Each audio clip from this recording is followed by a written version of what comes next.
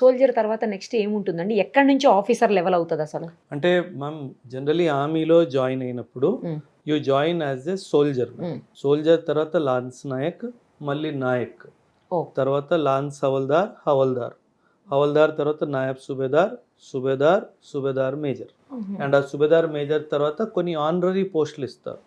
Honorary lieutenant, honorary captain అని ఇస్తారు. కానీ ఇక్కడ వరకు వీళ్ళు ఆఫీసర్స్ కాదు. ఆఫీసర్స్ కమిషన్డ్ ఆఫీసర్స్ అనే పదం వాడతాం.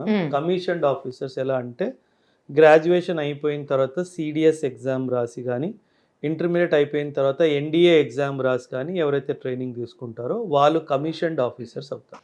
స్వయంగా ప్రెసిడెంటే అపాయింట్మెంట్ చేస్తారు. We are appointed under his hand and seal. అంటే ఈ signs my commissioning letter. Okay. And starting second lieutenant అని ఉండేది, ఇప్పుడు అది లెఫ్టినెంట్, సెకండ్ లెఫ్టినెంట్ లేదు.